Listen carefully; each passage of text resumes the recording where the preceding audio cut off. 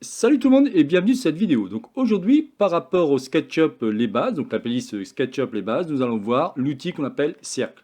Alors là, je vais vous montrer en fin de compte différents éléments, parce que pour l'instant vous avez vu l'outil ligne, vous avez vu l'outil sélection, l'outil rectangle.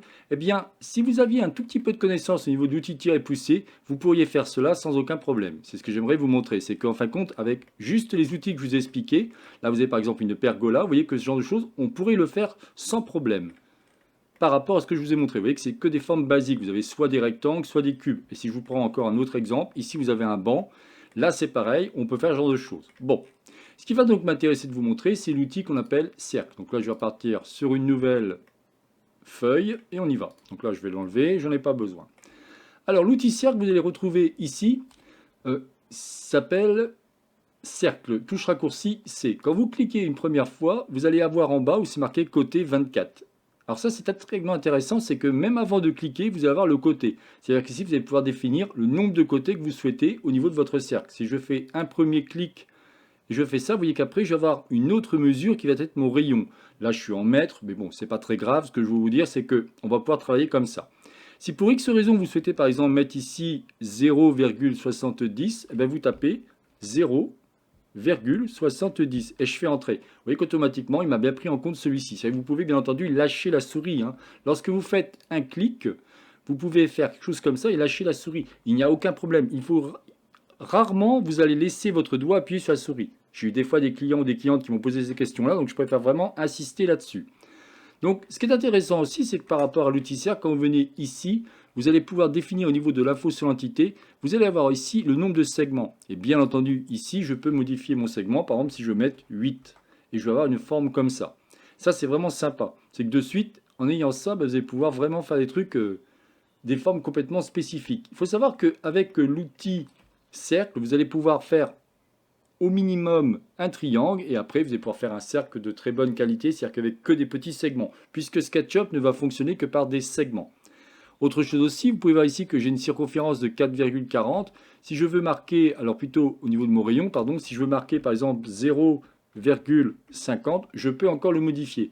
Par contre, dès que vous allez toucher à l'outil qu'on appelle tirer pousser, touche raccourci P, quand on va cliquer ici sur la surface, on va lever celui-ci. Là, vous allez vous apercevoir que quand je vais cliquer sur ma circonférence, je peux travailler encore sur mon rayon, mais je ne peux plus travailler sur mes segments.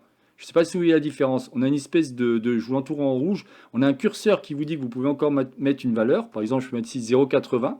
Je peux faire donc une forme comme ça, j'ai aucun problème. Mais ici, vous voyez que c'est plus possible. Ça veut dire qu'il vous dit, vous ne pouvez plus. Là, vous voyez, j'ai beau sélectionner, j'ai beau taper 10, il ne se passe plus rien. Donc faites vraiment très attention à ça. Si vous avez commencé à jouer avec SketchUp, l'outil tirer-pousser, dès que vous allez faire un tirer-pousser par rapport à une forme, et en l'occurrence par rapport à un cercle, vous ne pourrez plus remanier le nombre de segments par rapport à ma circonférence. Alors si je refais une deuxième fois, comme je vous disais, si j'appuie sur la touche C, je vais avoir 24 côtés. Je peux par exemple marquer 3. Et dans ces cas-là, si je fais entrer, vous voyez que j'ai une forme qui me dit bien que c'est un triangle, et je vais pouvoir faire un clic et faire une forme comme ça. Je n'ai aucun problème par rapport à ça.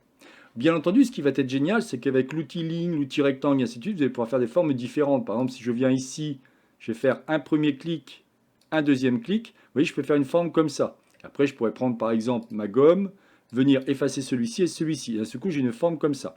Ça, c'est vraiment génial, c'est qu'on va pouvoir justement modéliser énormément de choses. Une fois que je vous aurai expliqué l'outil, la fonction plutôt, on va dire groupe, et l'outil tirer-pousser, vous allez voir que ce que je vous ai montré au niveau du banc, au niveau de la pergola ou au niveau de la chaise, vous n'aurez aucun problème pour le faire. De toute façon, on en fera une ensemble, je vous apprendrai des trucs et ainsi de suite. Mais déjà, ce qui m'intéresse de vous montrer, c'est les bases. Encore une fois, les bases, les bases, les bases. Bon.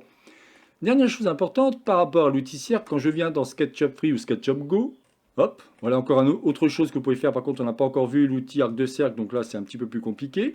Mais si je viens ici, quand j'appuie sur la touche C, vous voyez que les raccourcis sont toujours les mêmes. On a bien ici le nombre de côtés, donc je peux par contre marquer, si je veux, 4. Je fais entrer et je vais avoir évidemment ce genre de choses. Ok? Vous voyez que la différence qu'il va y avoir, c'est que lui, en fin de compte, vous allez retrouver ici. Mais vous apercevez que c'est quasiment pareil par rapport à SketchUp Make 2017 ou alors SketchUp Pro 2025 ou alors SketchUp Free ou SketchUp Go. Si je recommence encore une fois, j'appuie sur C avec ce marqué 4. Je peux marquer par exemple 8, faire entrer, faire un clic et modifier après ma longueur. Là aussi, c'est exactement pareil. Sauf que là, vous voyez, au lieu que ce soit une virgule, ça sera un point. Donc si je mets par exemple 10.5, je vais pouvoir modifier sans problème. Quand je viens cliquer ici sur ma circonférence, si je viens ici sur l'info sur l'entité, je peux encore, si vous regardez bien, accéder aux informations. Là, je peux marquer pour X raison 24, pour avoir quelque chose de bien plus sympa. Si je fais un tiret poussé, touche raccourci P, vous le retrouvez ici, et bien là, vous ne pourrez plus.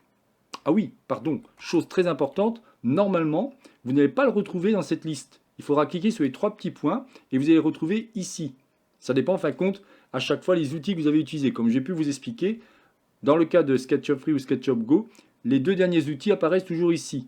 Bon, désolé, j'avais complètement zappé ce truc-là, je me sers tellement des raccourcis clavier, mais quand vous venez ici, vous voyez que vous cliquez sur cercle et vous allez pouvoir faire ce que vous souhaitez. Vous pouvez même le faire à l'intérieur si vous souhaitez, vous cliquez et vous faites ça. Il n'y a aucun problème par rapport à ça. Voilà, maintenant vous connaissez l'outil sélection, l'outil ligne, l'outil rectangle, l'outil cercle. Pour la prochaine vidéo, nous allons voir le fameux groupe, extrêmement intéressant pour pouvoir rapidement commencer à créer des objets. Après, nous verrons l'outil ou l'outil tiret poussé. Plus qu'utile, c'est vraiment l'outil par excellence sur SketchUp. Et grâce à ça, après, vous pourrez commencer à modéliser des formes plus ou moins intéressantes. Allez, c'était donc la chaîne Atelier SketchUp réalisée par Jean-Michel. Si vous avez aimé cette vidéo, n'oubliez pas de liker ou tout simplement vous abonner à ma chaîne. N'hésitez pas à me poser des questions si vous voulez savoir plus sur les différentes vidéos, que ce soit au niveau des playlists, que ce soit par rapport à SketchUp, Layout, Twinmotion, il n'y a aucun problème, je me ferai un plaisir de vous répondre. Je vous souhaite une excellente journée et à la prochaine vidéo. Bye bye.